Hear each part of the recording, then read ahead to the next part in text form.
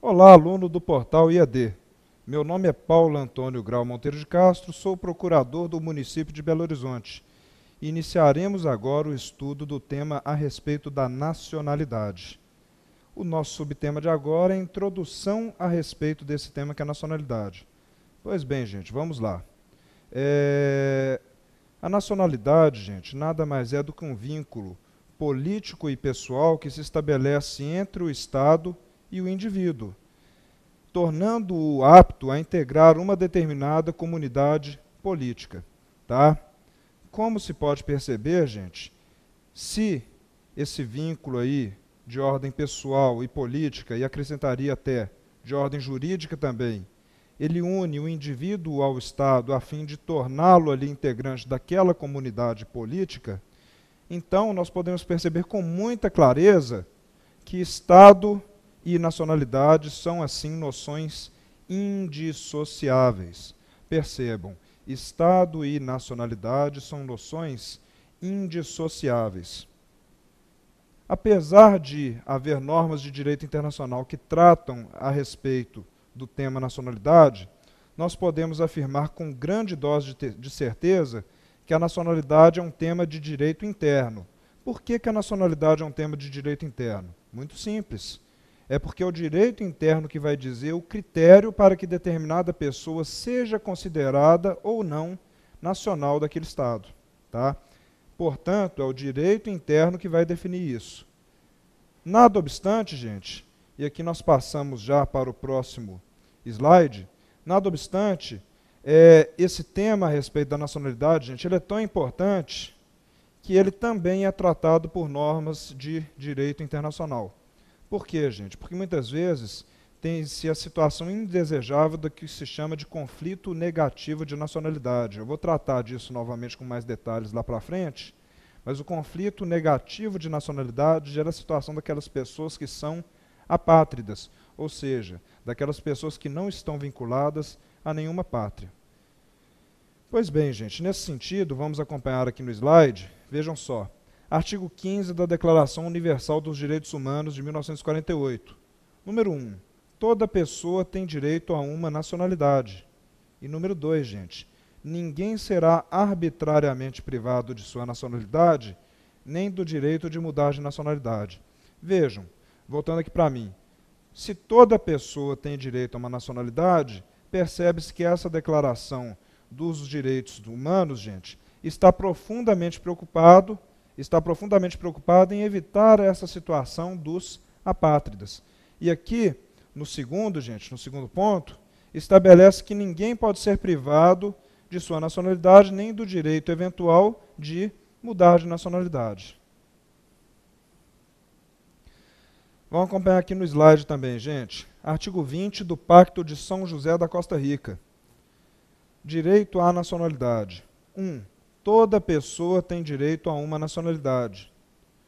2. Toda pessoa tem direito à nacionalidade do Estado em cujo território houver nascido, se não tiver direito a outra. Vejam bem, especialmente esse número 2, gente, tenta inclusive, pessoal, materializar uma forma de se evitar que haja essa situação dos apátridas. Tá? E o número 3, a ninguém se deve privar arbitrariamente de sua nacionalidade, nem do direito de mudá-la. Então vejam, em consonância ali com a Declaração Universal dos Direitos Humanos, também está o Pacto de São José da Costa Rica, tratando desse importante tema aqui e buscando evitar essa situação de apátridas. Tá certo? Vejam só, gente, isso aqui por si só não resolve o problema, porque nem todos os países são signatários dessas convenções e por aí vai, né? Mas, só de estar presente aqui nessas convenções, gente, já fica mais do que evidente a preocupação em âmbito internacional em se evitar esse tipo de situação. Tá? Pessoal, aqui nós já passamos para o que significa nacionalidade primária ou originária e o que significa nacionalidade secundária ou adquirida. Acompanhem comigo no slide. A nacionalidade primária ou originária ela decorre do nascimento do indivíduo independentemente de sua vontade. E a secundária ou voluntária, gente, ela é voluntariamente adquirida pelo indivíduo. podendo ser adquirida tanto por estrangeiros, ou seja, pessoas que não estão ali vinculadas àquela pátria, mas estão vinculadas a outra, como também pode ser adquirida voluntariamente pelos apátridas, que são aquelas pessoas que não estão vinculadas a nenhuma pátria. Tá certo? Então vejam, gente, a nacionalidade primária, o indivíduo não escolhe se ele vai tê-la ou não. Nesse caso, vai depender da norma daquele Estado. Tá? A nacionalidade secundária, gente, a pessoa já opta por ela, logicamente, dentro dos critérios estabelecidos no direito interno, que eu já disse que é o direito interno que trata do tema nacionalidade, mas a pessoa que, de acordo com aquelas normas do direito interno, vai buscar ali ser reconhecida com aquela nacionalidade. Tá? Isso aqui, gente, nada mais é do que o fenômeno da naturalização. Tá? Pois bem, gente, e os critérios para se verificar se a pessoa tem ou não nacionalidade originária? Pois bem, gente, fazendo uma introdução, vocês vão ver comigo o seguinte: os critérios para se verificar se uma pessoa é ou não, tem ou não, melhor dizendo, nacionalidade originária daquele determinado Estado, giram normalmente entre a ideia do ius solis e a ideia do ius sanguinis, tá certo? O ius soli, gente, quando que a pessoa vai ser natural de um país, quando ele determinar que a regra do ius soli? Simples, quando essa pessoa nascer naquele determinado território daquele país. Ou seja, para os países que adotam o critério do ius soli, o indivíduo nascendo no território daquele país será considerado um nacional. Tá?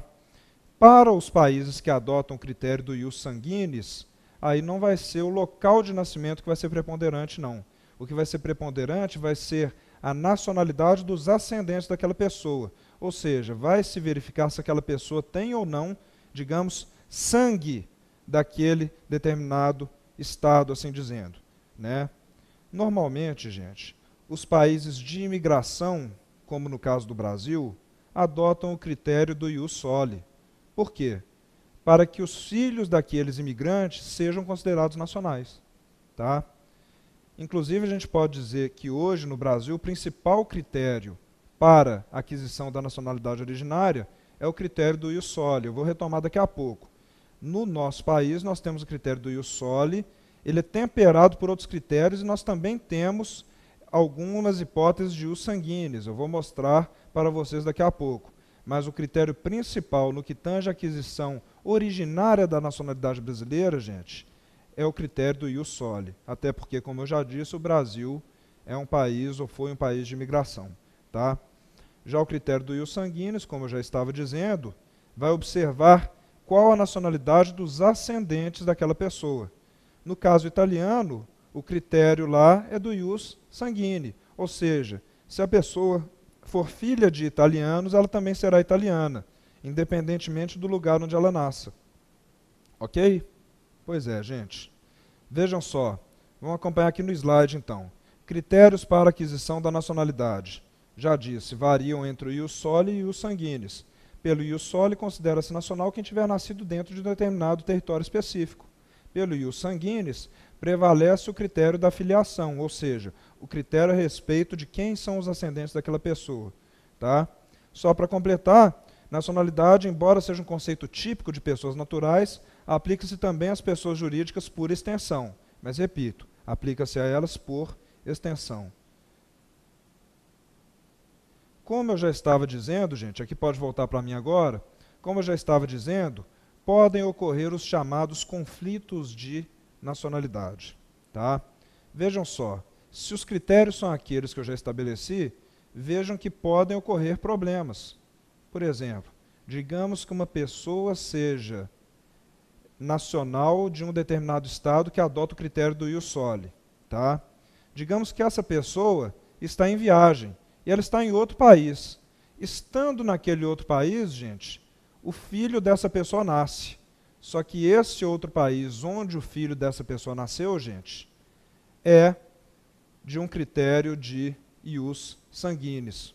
Pois é, gente, como é que fica?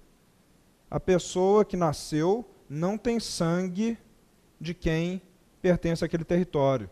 E da mesma maneira, aquela pessoa nasceu em um território, mas os pais dela são provenientes de um país que adota o critério do ius soli.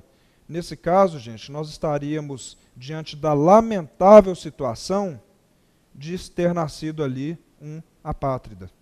Tá?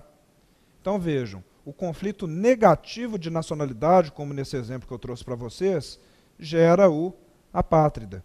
Enquanto o oposto, gente, que pode acontecer também, que é o conflito positivo de nacionalidade, é muito comum aqui, nós temos vários brasileiros aqui que também têm nacionalidade italiana. Por quê? Porque lá na Itália o critério é do ius sanguinis. Então imaginem só, um filho de italianos nasce no Brasil. Pelo critério do ius sanguinis ele é italiano. E pelo critério do ius soli ele nasceu no Brasil, ele será também brasileiro. Já acrescento para vocês que a situação é permitida porque a lei italiana admite a ideia de nacionalidade originária, de conservar a nacionalidade originária. Então, nesse caso, a pessoa terá dupla nacionalidade. Ela tem duas nacionalidades, também podendo ser chamada dessa maneira de polipátrida. Então, vejam, conflito negativo de nacionalidade gera a situação do apátrida, enquanto o conflito positivo de nacionalidade vai gerar a situação do polipátrida. Tranquilo, gente? Como eu já abordei para vocês, a Declaração Universal dos Direitos Humanos e o Pacto de São José da Costa Rica, ambos repudiam o conflito negativo de nacionalidade.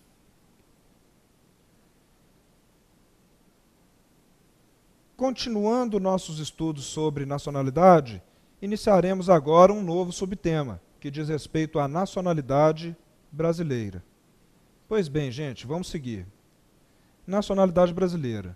Primeira situação que nós vamos estudar aqui agora diz respeito aos brasileiros natos. Tá certo? O que é o brasileiro nato? É aquela pessoa que tem a nacionalidade brasileira de forma originária. Tá? Brasileira nata é aquela pessoa que tem a nacionalidade brasileira de forma originária. Tá certo? Vejam, como eu já estava dizendo no nosso subtema anterior, o Brasil, sendo um país tipicamente de imigração, tendo sido um país tipicamente de imigração, adota esse critério do ius soli de forma predominante. Tá? Como eu também já adiantei, o Brasil adota ainda outros critérios complementares, mas o que prepondera aqui no nosso país é a ideia de ius soli. Pois bem, gente, vamos ver aqui os demais critérios. Traz o slide aqui para a gente. Vamos lá. Artigo 12. São brasileiros. 1. Natos. A. Isso aqui é um critério de ius soli associado a serviço no país do Brasil. Tá? Olha lá, gente. Os nascidos na República Federativa do Brasil, ainda que de pais estrangeiros, desde que estes pais estrangeiros não estejam a serviço de seu país. Tá? Então, gente, estando aqui um estrangeiro de férias pelo Brasil, se ele tiver um filho aqui, se o filho dele nascer no nosso território, ele será considerado brasileiro nato. Não será considerado brasileiro nato, todavia, se os pais desse filho que nasceu aqui estiverem a serviço de seu país, por exemplo, em missão diplomática. Tá? Vejam aqui, artigo 12, inciso 1º, a linha B agora. Os nascidos no estrangeiro, de pai brasileiro ou mãe brasileira, desde que qualquer deles esteja a serviço da República Federativa do Brasil. Vejam, gente, nessa segunda hipótese, nós temos aqui a ideia de ius sanguinis. Tá? Então vejam, se nascer um filho de brasileiro no estrangeiro, desde que qualquer um dos brasileiros, qualquer um dos pais, esteja a serviço da República Federativa do Brasil, gente, esse filho será considerado brasileiro pelo critério do ius sanguinis mais serviço do Brasil. Tá?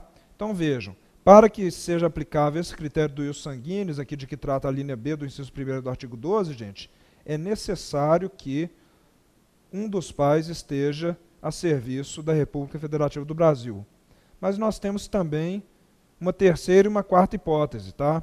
A linha C do inciso 1º do artigo 12 da Constituição, gente, trata de duas hipóteses. Vamos falar primeiro dessa aqui.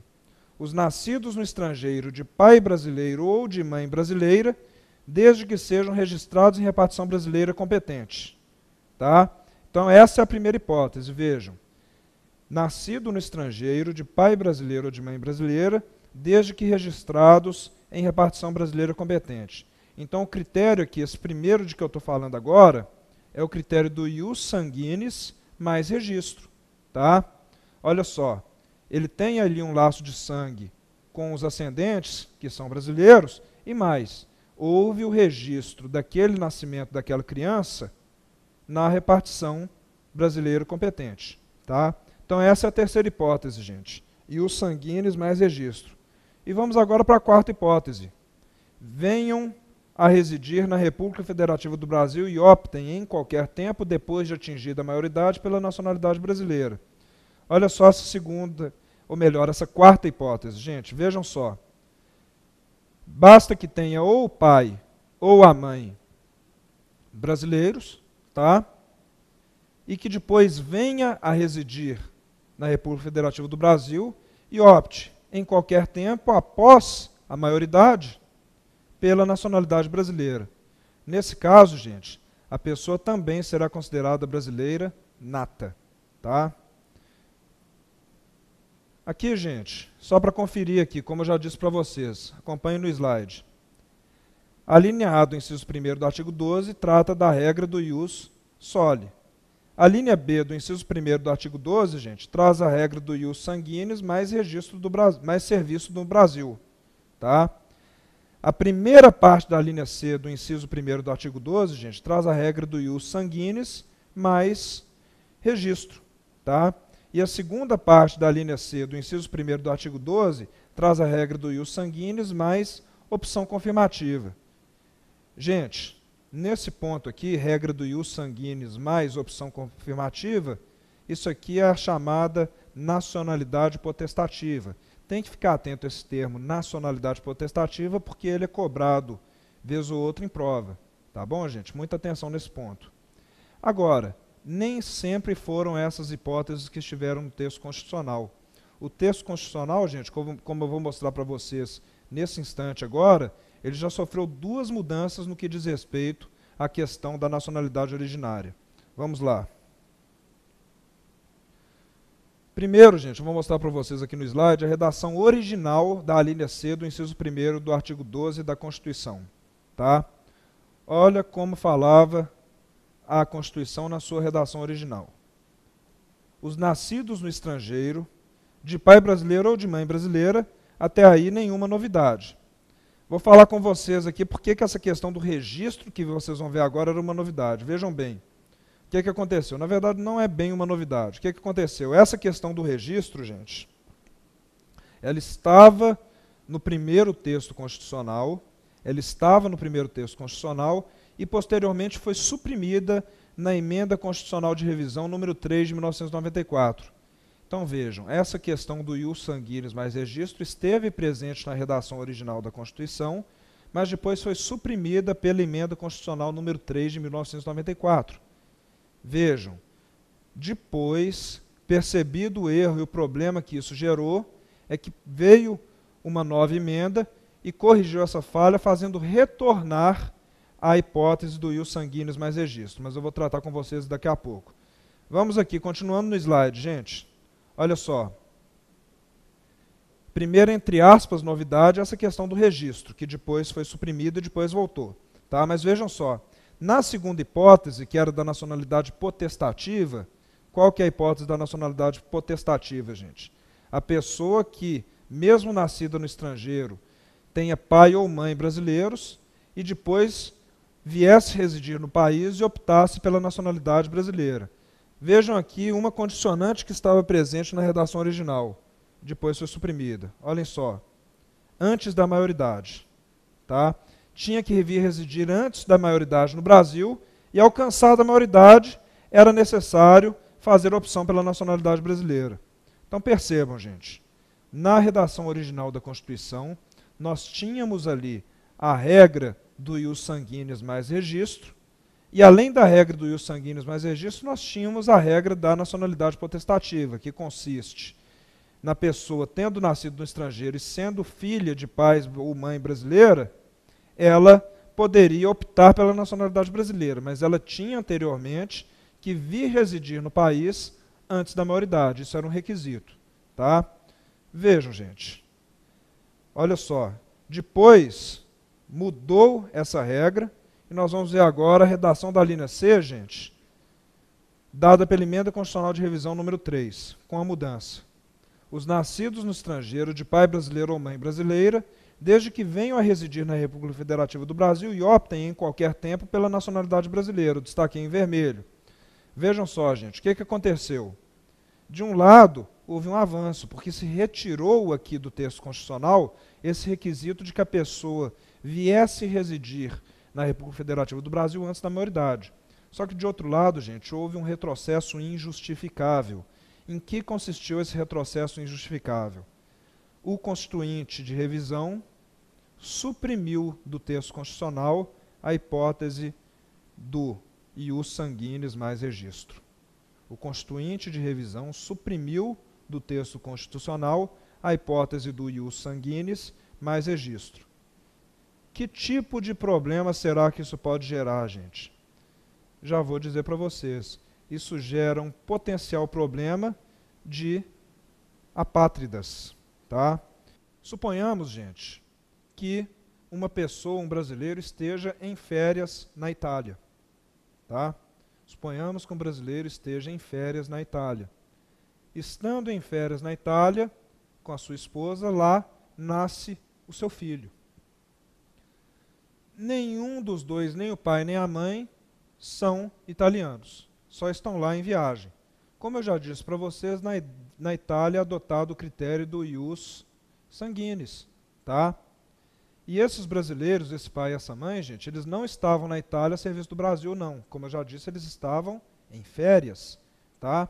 Vejam a seguinte situação, gente. O Brasil adota o critério principal aí, o ius soli. Né? A Itália adota o critério do ius sanguinis. Nessa situação, gente, em princípio, aquela criança que nasceu não seria nem brasileira e nem italiana. Tá? Em tese, se nós fôssemos fazer ali uma leitura literal do artigo 12, inciso 1º, a linha C, essa criança só poderia ser considerada brasileira naquela outra regra da nacionalidade potestativa. Ela teria que vir residir no Brasil e teria que optar, após a maioridade, pela nacionalidade brasileira. Então vejam o seguinte problema. Olha só, gente, até a maioridade, no mínimo, essa criança, em tese, seria considerada como apátrida. Tá? Gente, sendo apátrida, ela não está vinculada a nenhum Estado. Isso viola, inclusive, a dignidade daquela pessoa. Tá? Todavia, ao tempo da redação dada pela Emenda Constitucional de Revisão número 3 de 94, o Supremo foi instado a se manifestar em um caso semelhante a esse. Uma criança, em tese, seria considerada apátrida por conta de ter sido suprimida do texto constitucional essa hipótese de pai ou mãe brasileiro mais registro. Tá? Então, gente, chegou essa questão ao Supremo e o que o Supremo decidiu? O Supremo decidiu que, mesmo sob a égide dessa redação dada pela Emenda Constitucional número 3 de 94, aquela criança ali naquela situação faria jus ao registro provisório de que trata a Lei de Registros Públicos. Tá? Aquela criança faria jus ao registro provisório de que trata a Lei de Registros Públicos. Então, gente, enquanto essa criança não alcançasse a maioridade, foi assim que o Supremo decidiu, enquanto essa criança não alcançasse a maioridade, ela seria brasileira para todos os efeitos. Só que uma vez alcançada a maioridade, aí ela teria que optar ou não pela nacionalidade brasileira. Então vejam, até o momento da maioridade, aquela criança seria considerada o quê? Seria considerada brasileira nata. Sobrevindo a maioridade seria tida como uma condição suspensiva. Tá?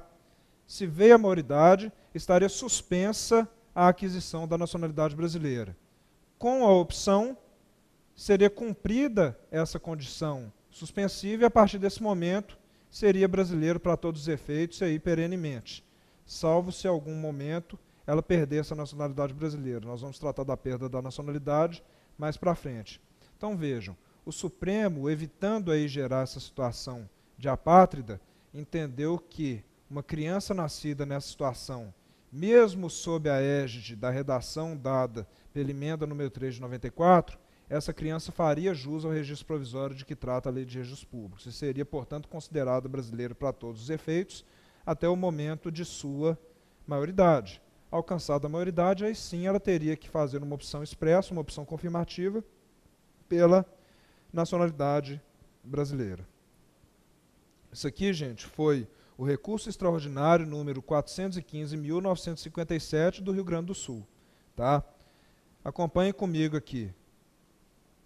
Eu já disse, mas vamos acompanhar. Opção de nacionalidade brasileira.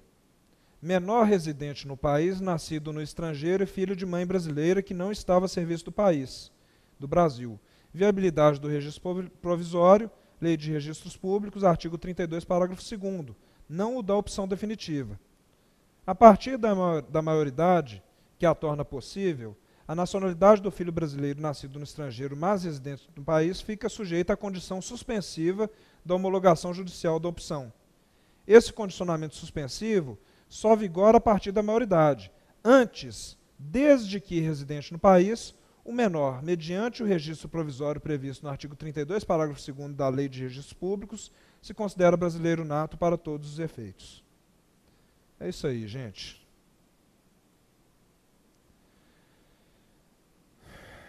Antes da maioridade, portanto, gente, desde que residente no país, o indivíduo é brasileiro para todos os efeitos. Tá? Mas vejam, mesmo o STF com esse entendimento, gente, tudo bem, o STF meio que corrigiu a distorção com esse entendimento, mas, ainda assim, entendeu o constituinte reformador pela necessidade de trazer para o texto constitucional novamente essa questão expressa da nacionalidade por conta de ius sanguinis mais registro. Tá? Isso veio, gente, a partir da emenda constitucional número 54 de 2007, resultante da aprovação da chamada PEC dos brasileirinhos apátridas. Tá? Só um último ponto aqui importante, gente. A Constituição não trata da situação dos brasileiros, na verdade dos brasileiros não, né? Não trata da situação daquelas pessoas que nascem em espaços hídricos, aéreos ou terrestres não submetidos à soberania de um Estado.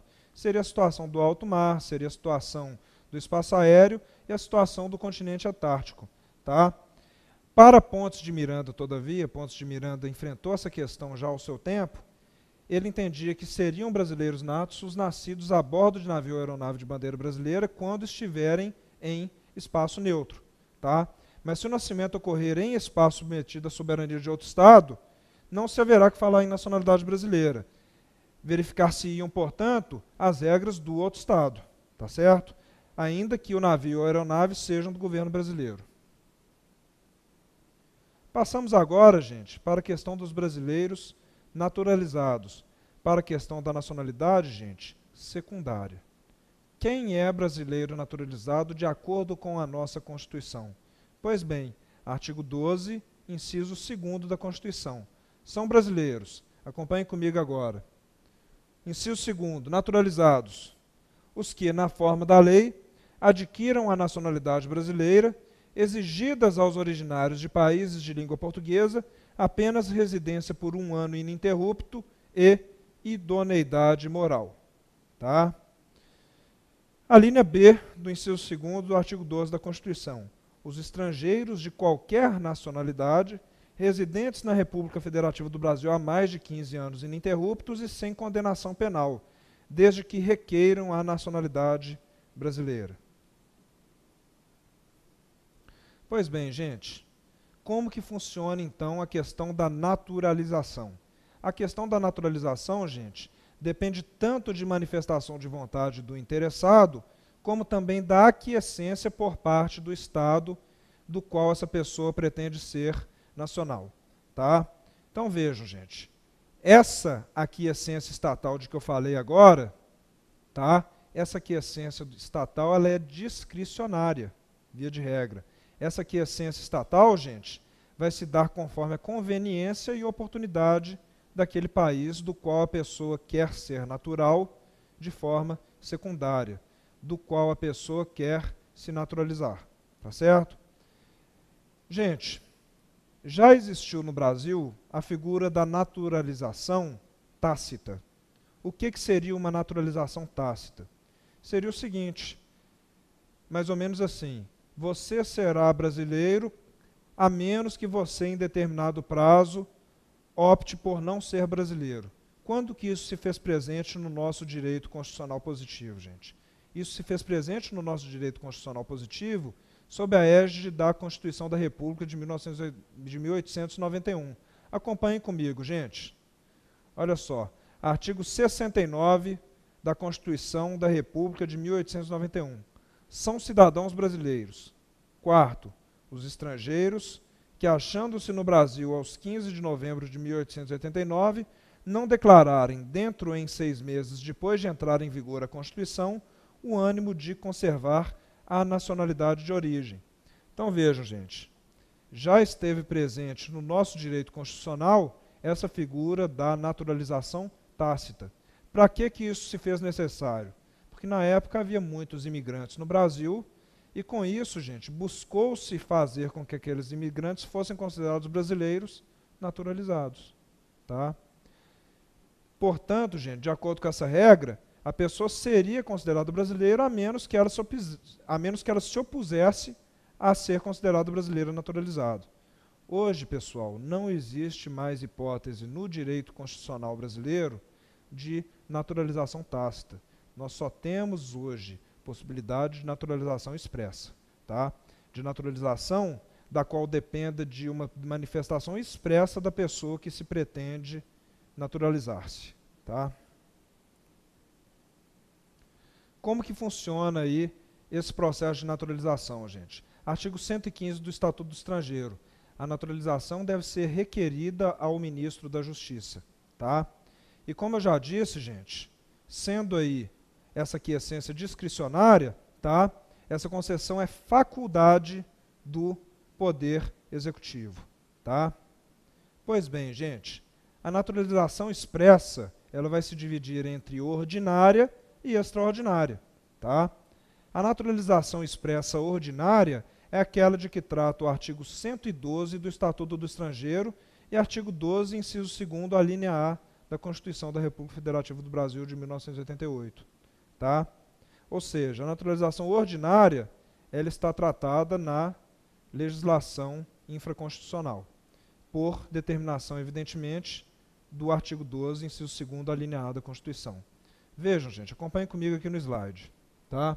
No caso de estrangeiros não originários de países de língua portuguesa e de apátridas, o procedimento de naturalização observa o disposto em lei, artigo 112 do Estatuto do Estrangeiro, exigindo-se o quê, gente? 4 anos de residência contínua no Brasil, capacidade civil nos termos da legislação brasileira, registro como permanente no Brasil, domínio do idioma, condições de sustento próprio, boa saúde e idoneidade. A lei também estabelece, gente, que esse prazo de 4 anos pode ser reduzido para 1 ano, se o naturalizando tiver filho ou cônjuge brasileiro. Se for filho de brasileiro, ou se houver prestado ou puder prestar serviços relevantes do Brasil, serviços relevantes ao Brasil, a juízo do ministro da Justiça, conforme trata o artigo 113 desse mesmo Estatuto do Estrangeiro. Tá? O Estatuto do Estrangeiro, gente, conforme vocês podem ver aqui comigo, também traz a possibilidade de naturalização por radicação precoce e por conclusão de curso de nível superior. Tá?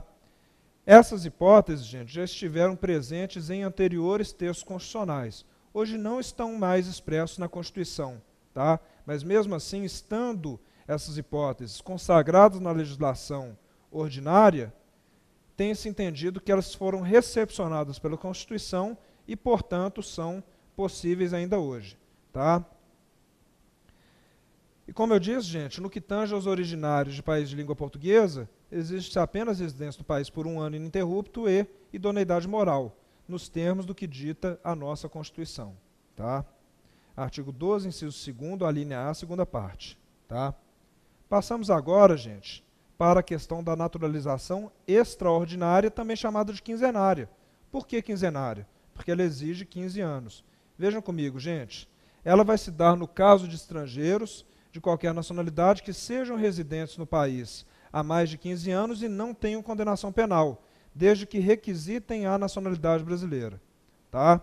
Então vejam, vai se dar, portanto, nessa hipótese de residir há mais de 15 anos no país e sem condenação penal, desde que requisitem a nacionalidade brasileira. Tá?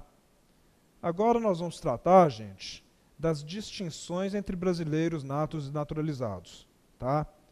Em primeiro lugar, pessoal, o que tem que ficar claro aqui é que podem existir distinções entre brasileiros natos e naturalizados. Sim, elas podem existir, mas em que casos que vão existir ali essas distinções entre brasileiros natos e naturalizados? Apenas e tão somente no caso das hipóteses expressamente trazidas pela Constituição.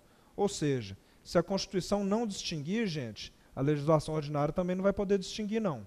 Tá? Vejam aqui comigo, gente. Isso aí, essa proibição de que eu falei agora, está estabelecido no parágrafo 2º do artigo 12 da Constituição. Tá?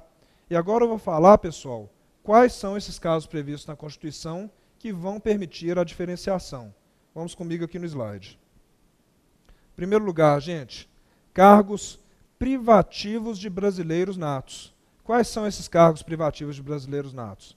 Presidente e vice-presidente da República, presidente da Câmara e do Senado, ministro do STF, integrante da carreira diplomática e oficial das Forças Armadas, bem como no caso de ministro de Estado da Defesa.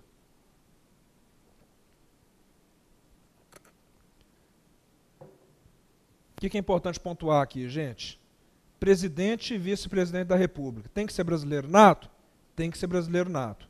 Depois eu falei que presidente da Câmara e presidente do Senado tem que ser também brasileiros natos.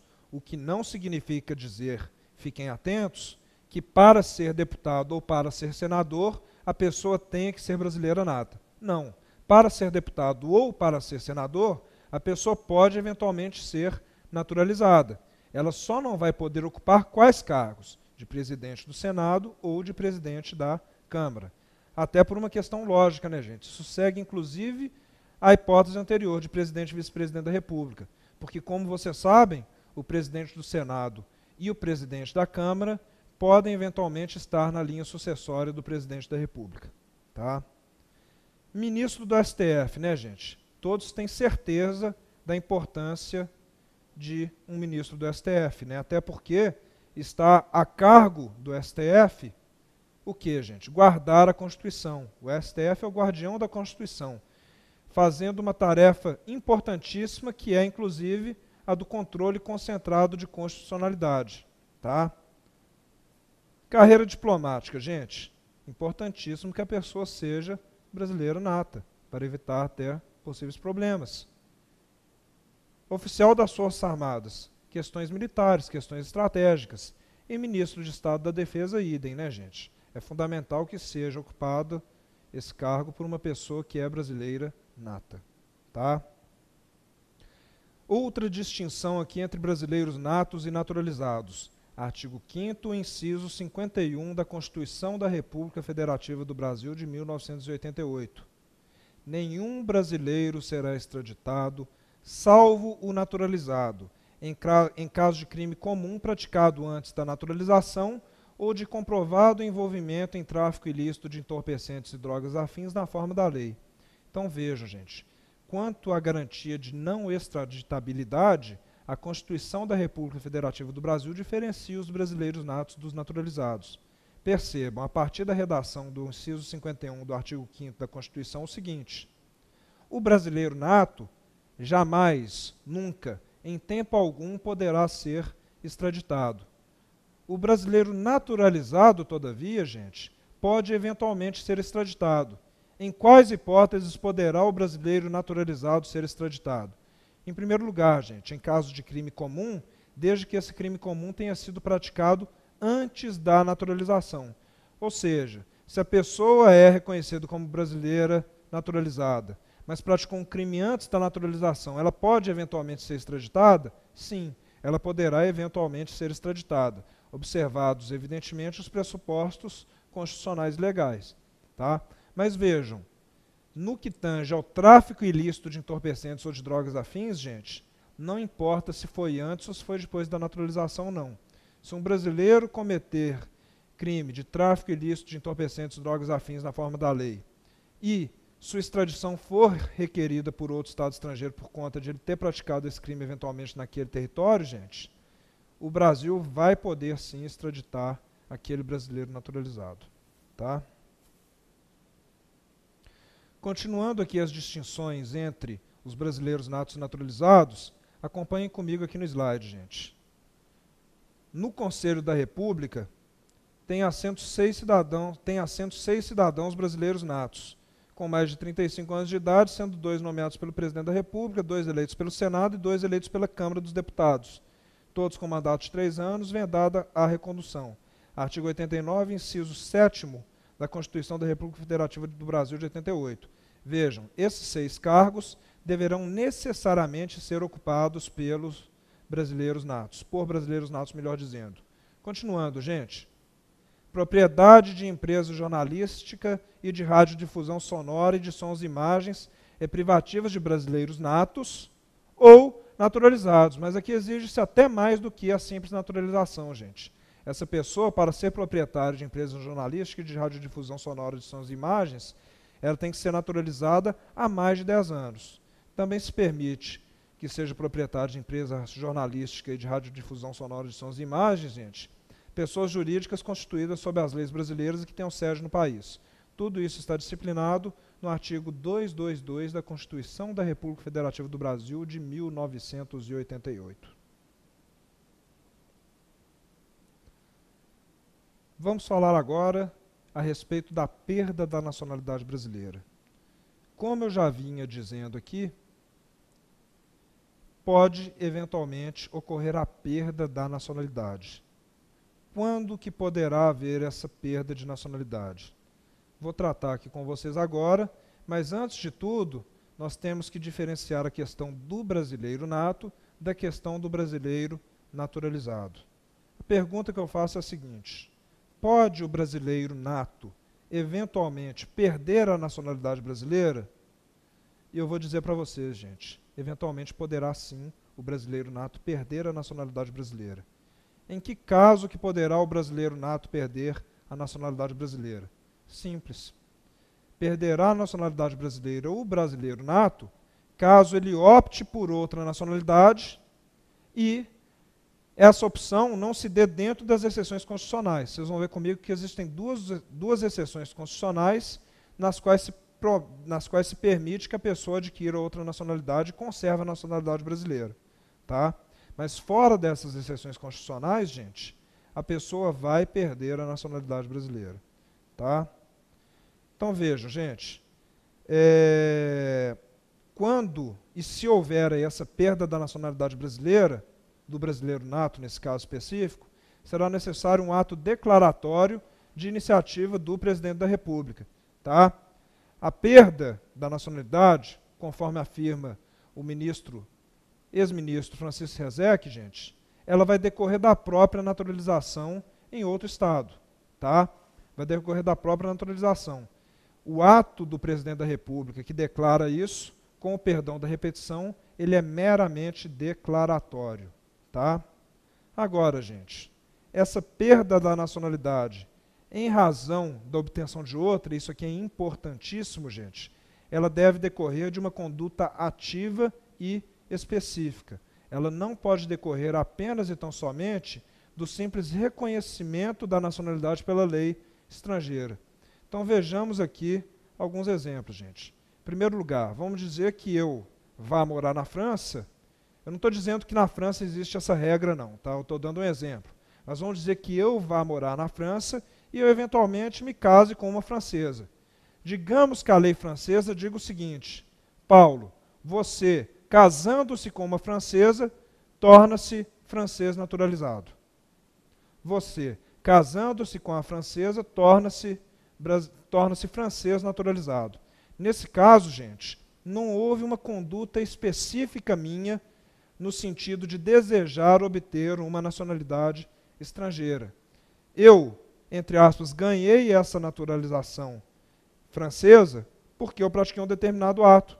Eu não queria, meu ato não foi de pedir a nacionalidade francesa. Não foi isso, meu ato foi de me casar. Tá? Agora vejam, diferente seria a situação se a lei francesa dissesse o seguinte: Paulo, você, casando-se com uma francesa, tem 6 meses após o casamento para requerer a nacionalidade francesa. Caso você a requeira, você automaticamente será considerado francês naturalizado. Aí beleza, gente, vamos dizer que eu me case com a francesa e em seguida faça lá um requerimento dirigido à pessoa responsável, dizendo o seguinte: quero me naturalizar francês. Tá? Nesse caso, gente, houve uma conduta expressa e específica minha no sentido de desejar obter essa nacionalidade francesa. Nesse caso, pessoal, nesse caso aí, eu vou sim perder a nacionalidade brasileira. Tá?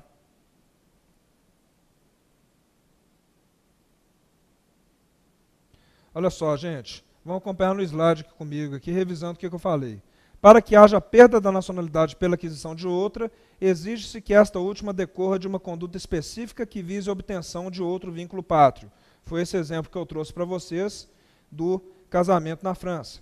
Tá? Tal não ocorre se determinado país conferir vínculo de nacionalidade a alguém por conta, por exemplo, de casamento, ainda que sua lei ressalve a possibilidade de a pessoa expressamente recusar e a pessoa não tenha feito. Foram os exemplos que eu dei, né, gente? E olha só, gente, aí veio, isso não estava expresso no texto constitucional original, tá? Mas a emenda constitucional de revisão número 3 de 94 também trouxe a seguinte disposição, gente. Diz que não perde a nacionalidade brasileira quem tenha sido compelido a se naturalizar como condição de permanência ou para o exercício de direitos civis. Voltando aqui comigo, gente. Vejam bem, caso eu esteja morando em outro país, eu sou brasileiro nato, aí vamos dizer que eu vá morar na Ucrânia, vamos dizer que eu seja contratado por um clube de futebol lá para ser um novo artilheiro do time. Aí eu chego lá e eles falam comigo assim: Paulo, se você não se naturalizar ucraniano, nós vamos te mandar embora para o Brasil. Ou então, Paulo, se você não se naturalizar ucraniano, você não vai poder casar, você não vai poder fazer nada aqui. Tá? Nesse caso, gente, nós entramos na exceção constitucional. A Constituição fala o seguinte: caso eu seja compelido a adquirir a nacionalidade estrangeira, seja para permanência no território estrangeiro, seja para o exercício de direitos civis, por exemplo, trabalhar, casamento e por aí vai, nesse caso, pessoal, o que vai acontecer? Eu vou ainda assim conservar a nacionalidade brasileira. Beleza? Isso aí, gente. O naturalizando, por sua vez, ele também pode perder a sua naturalização. Ele pode também deixar de ser brasileiro, assim como brasileiro nato. E até, em mais hipóteses, né, gente? Pode, tanto naquela situação que também se aplica ao brasileiro nato e de que eu já tratei, no caso de aquisição de uma outra nacionalidade, ou seja, vamos dizer que a pessoa se naturaliza brasileira, aí depois vai para a França e se naturaliza francesa, e que não esteja em nenhuma daquelas duas exceções constitucionais. Nesse caso, vai perder a nacionalidade brasileira. Mas também há uma outra hipótese de perda da nacionalidade brasileira no caso do brasileiro naturalizado. Qual é essa hipótese, gente? Vejam comigo. Ela ocorrerá quando essa pessoa exercer uma atividade contrária ao interesse nacional, tá? Mas somente vai poder haver essa perda da nacionalidade brasileira, no caso do brasileiro naturalizado, por conta de atividade nociva ao território nacional, se houver sentença judicial transitada em julgado, tá? Então não basta processo administrativo em que seja assegurado ampla defesa contraditório, não basta simplesmente processo judicial com sentença, nem processo judicial com acórdão. É necessário processo judicial com sentença transitada em julgado. Ou seja, se transitar em julgado a sentença que determinar a perda da nacionalidade brasileira do brasileiro naturalizado por conta de atividade nociva ao interesse nacional, ele evidentemente vai perder a nacionalidade brasileira. Tá, gente? Vamos falar agora da reaquisição da nacionalidade brasileira, gente. Beleza, eu já disse para vocês que a pessoa pode perder a nacionalidade brasileira. Mas será que uma vez perdida a nacionalidade brasileira, essa pessoa pode readquirir eventualmente essa nacionalidade? Eventualmente poderá, e eu vou falar com vocês agora em quais hipóteses que isso será possível. Tá? Em primeiro lugar, gente, no caso do naturalizado que perde a nacionalidade brasileira por conta de sentença judicial transitada em julgado, que entendeu que ele praticou atividade nociva ao interesse nacional, gente, nesse caso a pessoa só vai poder readquirir a nacionalidade em que hipótese? Só mediante ação rescisória. Você sabe, né, gente? A ação rescisória está sujeita àquele prazo decadencial de 2 anos. Ou seja, se houver coisa soberanamente julgada, ou seja, coisa julgada da qual não caiba mais a ação rescisória, a pessoa não mais poderá readquirir a nacionalidade brasileira nesse caso. Tá? Agora, no caso de aquisição de outra nacionalidade, e essa questão da aquisição de outra nacionalidade, eu já disse para vocês que é aplicável tanto no caso do brasileiro nato, como no caso do brasileiro naturalizado, também será possível, eventualmente, essa pessoa readquirir a nacionalidade brasileira. Mas aí, gente, é necessário um procedimento específico que está tratado onde, gente? Está tratado lá no Estatuto do Estrangeiro. Veja comigo aqui no slide, gente. Olha só, isso está tratado no artigo 36 da Lei Federal 818 de 49, que prevê a possibilidade de reaquisição por decreto presidencial se o ex-brasileiro estiver domiciliado no Brasil. Tá? Seguindo aqui na nossa matéria, gente, nós vamos falar da quasi-nacionalidade. Tá? A quasi-nacionalidade, gente, está disposta no artigo 12, parágrafo 1º da Constituição, que eu vou mostrar e ler para vocês agora. Acompanhem comigo. Aos portugueses com residência permanente no Brasil, se houver reciprocidade em favor de brasileiros, serão atribuídos os direitos inerentes ao brasileiro, salvo os casos previstos nessa Constituição. Artigo 12, parágrafo 1º, Constituição da República Federativa do Brasil de 88. Tá? Essa situação, gente, está disciplinada hoje no Tratado da Amizade, Cooperação e Consulta, celebrado entre a República Federativa do Brasil e a República Portuguesa. Ele foi celebrado em Porto Seguro em 22 de abril de 2000 e entrou em vigor em 5 de setembro de 2001. Tá, gente? Promulgado pelo Decreto 3.927 de 2001. Tá? Então vejam aqui comigo no slide o que nós vamos ter. Olha só, gente. Havendo igualdade de direitos e de obrigações civis, deve ser feito requerimento ao ministro da Justiça com prova da nacionalidade, capacidade civil e admissão no Brasil em caráter permanente. Caso se pretenda obter direitos, deverá ser feita prova do seu gozo em Portugal e da residência no Brasil há pelo menos 3 anos. Por quê? Porque a própria Constituição exige o quê, gente? Exige reciprocidade. Tá? Ou seja, para ter o direito lá, tem que haver o direito no Brasil. E para haver o direito no Brasil, tem que haver o direito lá em Portugal. Tá? Uma vez reconhecida a igualdade plena, vejam comigo, poderá o beneficiário votar, poderá inclusive ser votado e também poderá ser até mesmo admitido no serviço público. Tá? Agora, o que é importante, gente? Volta aqui para mim. O direito político, ou melhor, os direitos políticos, gente, só poderão ser usufruídos em um dos estados. Ou seja, se um português está usufruindo de direitos políticos aqui no Brasil, ele não poderá usufruir nesse período de direitos políticos lá em Portugal. Ou seja, os direitos políticos dele em Portugal ficam suspensos. E vice-versa, gente. Se o brasileiro estiver lá em Portugal gozando de direitos políticos em Portugal, terá os seus direitos políticos aqui no Brasil suspensos. Tá bom, gente? E olha só, gente, quanto aos cargos públicos, o beneficiário português ele tem que cumprir os requisitos, evidentemente, e cumpridos os requisitos, ele poderá ter acesso a todas as funções, exceto aquelas conferidas apenas e tão somente aos brasileiros natos. Tá, gente?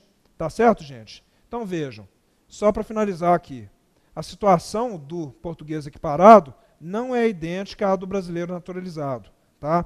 Em primeiro lugar, gente, o beneficiário do Estatuto da Igualdade Plena não pode prestar serviço militar. Tá?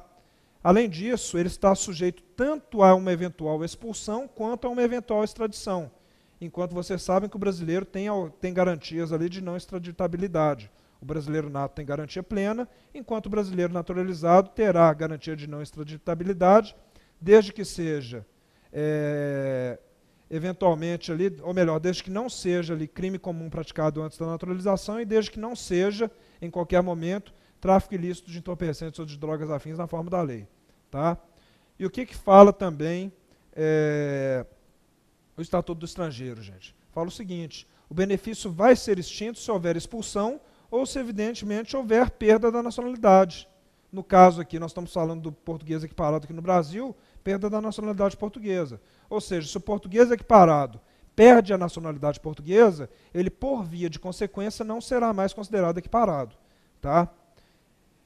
E, né, gente, se houver perda dos direitos políticos em Portugal, tá? Perda, não suspensão. Se houver perda dos direitos políticos em Portugal, ele também perderá, por via de consequência, os direitos políticos aqui no Brasil, ainda que beneficiado pelo Estatuto da Igualdade. Tá? Isso aí, gente. Com isso, nós finalizamos esse módulo e seguiremos em seguida com o próximo tema. Obrigado.